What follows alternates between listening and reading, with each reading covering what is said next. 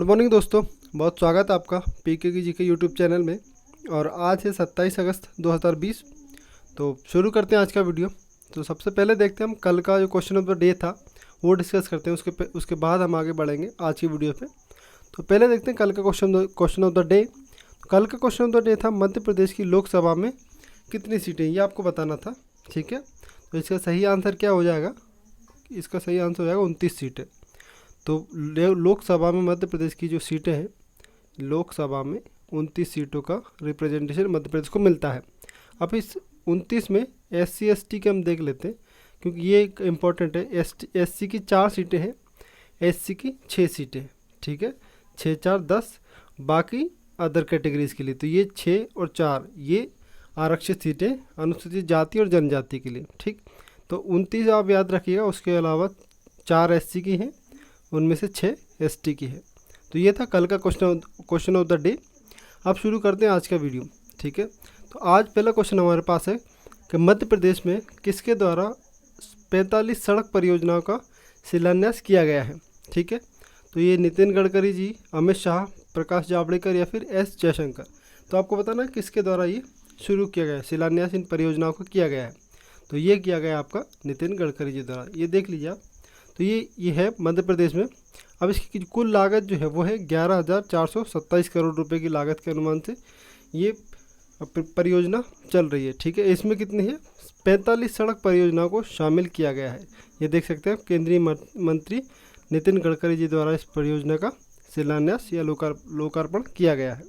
तो ये था पहला क्वेश्चन। इसमें सड़क परियोजनाओं के बारे में आपको बताना था। तो किसने किया शिलान्यास? नितिन गडकरी जी ने, और ये मध्य प्रदेश के लिए। ठीक है, ये पहला क्वेश्चन था। इसके अलावा देखते हैं हम दूसरा क्वेश्चन क्या है। दूसरा क्वेश्चन है हमारे पास नीलकंठ भानुप्रकाश। ये नाम याद रखिएगा, नीलकंठ भानुप्रकाश। दुनिया के सबसे तेज मानव कंप्यूटर का खिताब दिया गया हाल ही। इनका संबंध बताना आपको किस शहर से है। ये भारतीय है। ठीक है, भारतीय है। इनका संबंध बताना आपको ये किस शहर से है। ठीक, कोलकाता, चेन्नई, हैदराबाद या फिर मुंबई। तो इनका संबंध है आपका हैदराबाद से। ठीक है, अभी हाल ही में लंदन में एक प्रतियोगिता आयोजित हुई थी जिसमें इनको ये खिताब दिया गया, मानव कंप्यूटर का खिताब दिया गया है। ठीक है, तो ये इस क्वेश्चन के बारे में था, नीलकंठ भानुप्रकाश। ये कहाँ से? आपके हैदराबाद से। दूसरा क्वेश्चन था। आप देखते हैं अगला क्वेश्चन क्या है। अगला क्वेश्चन है टेस्ट क्रिकेट में 600 विकेट लेने का कारनामा किस तेज़ गेंदबाज ने किया, ये आपको बताना है। हाल ही में किस खिलाड़ी ने 600 टेस्ट विकेट लिए हैं? तो आपके पास 4 ऑप्शन है, Dale Steyn, James Anderson, Stuart Broad और लसित मलिंगा। ठीक, तो इसका सही आंसर आपको हो जाएगा जेम्स एंडरसन। ये आप देख सकते हैं। तो ये पहले तेज़ गेंदबाज हैं, ये देख सकते हैं आप, पहले तेज़ गेंदबाज जिन्होंने 600 विकेट लिए हैं टेस्ट क्रिकेट में, जेम्स एंडरसन। उनके संबंध किस देश से? तो ये इंग्लैंड के लिए क्रिकेट खेलते हैं। ठीक, इंग्लैंड के इनका संबंध है। और ये पहले तेज़ गेंदबाज बने हैं जिन्होंने 600 टेस्ट विकेट लिए हैं। हालाँकि इससे पहले 600 टेस्ट विकेट लेने का कारनामा 3 खिलाड़ियों ने और किया है, जिनमें मुथैया मुरलीधरन है, जिनका संबंध आपका श्रीलंका से है, मुरलीधरन। तो इन्होंने लिया है कितने? 145 मैच में 800 विकेट। ठीक, सॉरी 133 मैच है ये, मुरलीधरन के 133 मैच में 800 विकेट है। इनका संबंध श्रीलंका से है। इसके अलावा आपको शेन वॉर्न मिल जाएंगे, शेन वॉर्न। इनका संबंध ऑस्ट्रेलिया से है, ऑस्ट्रेलिया। इन्होंने 145 मैच में 708 विकेट लिए हैं। इसके अलावा अनिल कुंबले, ये भारतीय हैं हमारे, इन्होंने लिए हैं, अनिल कुंबले, इंडिया। इन्होंने 132 मैच में 619 विकेट लिए हैं। अब यहाँ पे एक क्वेश्चन बन जाता है कि भारत की तरफ से टेस्ट क्रिकेट में सबसे ज़्यादा विकेट लेने का रिकॉर्ड किसके नाम है? तो ये अनिल कुंबले 619, ये इंडिया की बात है। अब ये तीनों के पास 600 से ज़्यादा विकेट है, लेकिन ये तीनों स्पिन गेंदबाज। ठीक, ये स्पिनर है। अब जेम्स एंडरसन जो है वो पहले तेज़ गेंदबाज है। ठीक है, ये पहले तेज़ गेंदबाज है, फर्स्ट पेसर। ठीक, तो ये 600 विकेट लेने वाले गेंदबाज बने हैं। ठीक, ये था जेम्स एंडरसन के बारे में, और ये इनका संबंध है इंग्लैंड देश से, ये याद रखिए आप। ठीक, अब अगला क्वेश्चन देखते हैं।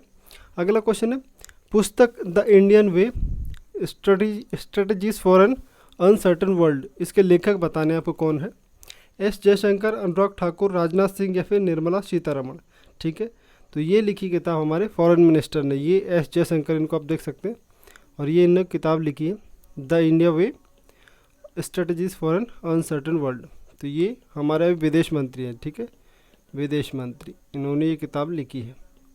तो ये याद रखिए, इंपॉर्टेंट किताब हो जाती है आपकी, एस जयशंकर, यानी कि हमारा पहला ऑप्शन यहाँ पे सही हो जाएगा। पांचवा क्वेश्चन देखते हैं।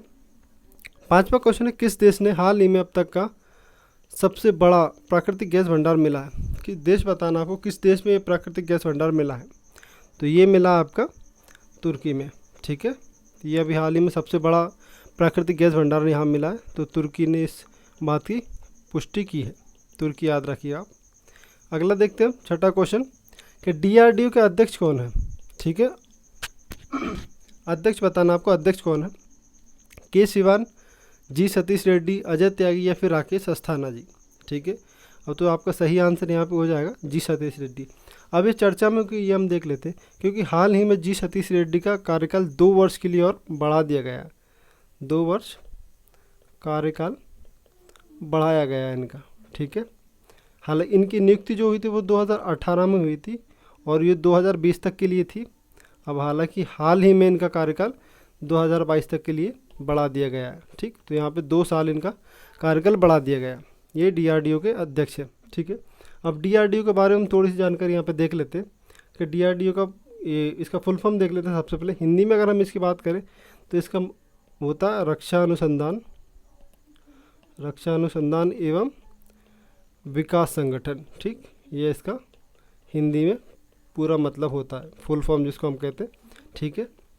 इंग्लिश की बात करें तो Defence Research and Development Organisation, ये इसका इंग्लिश में पूरा नाम हो जाता है, Defence Research and Development Organisation, ठीक। अभी बना कब था इसकी हम बात कर लेते हैं, फॉर्म्ड या कब इसकी स्थापना हुई थी। तो ये 1958 में हुई थी और इसका हेडक्वार्टर की हम बात करें तो ये न्यू दिल्ली, ठीक है।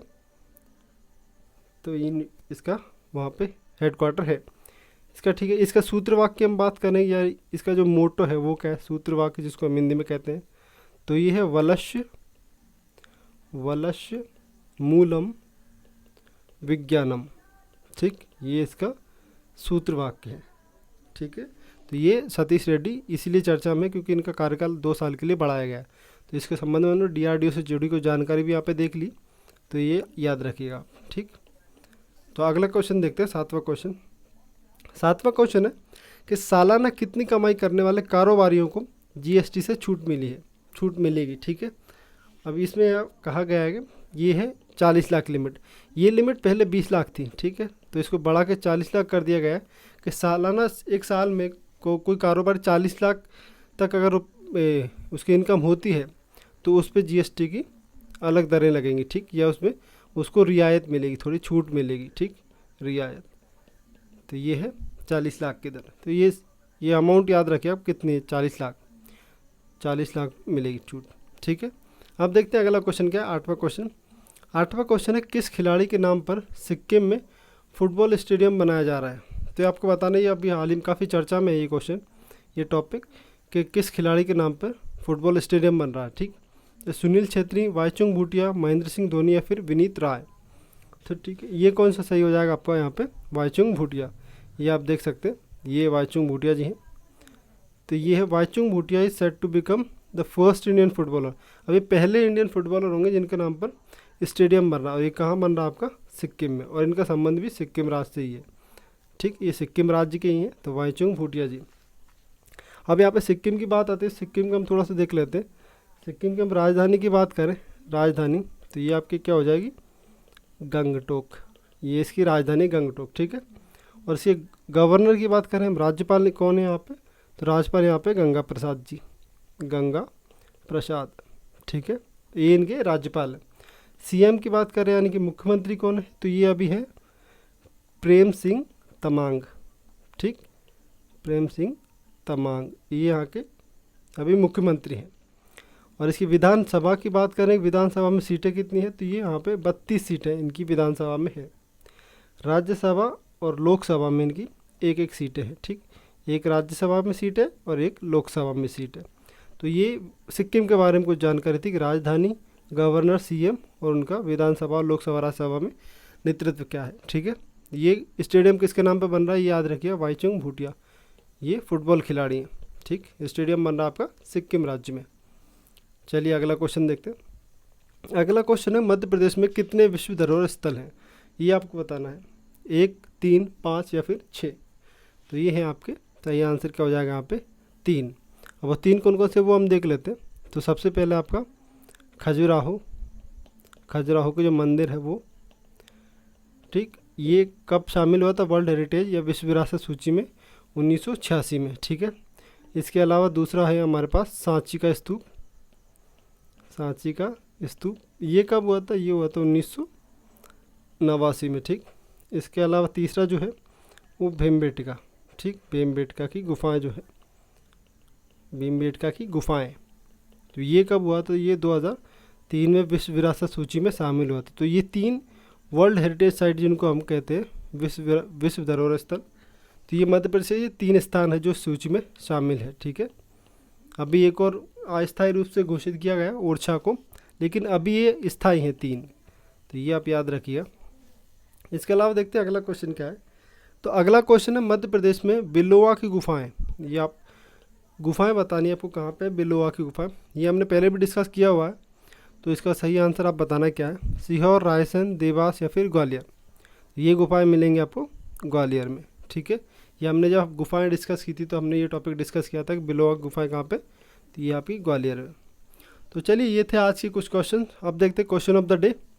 आज के क्वेश्चन ऑफ द डे है कि रूप सिंह स्टेडियम कहाँ स्थित है?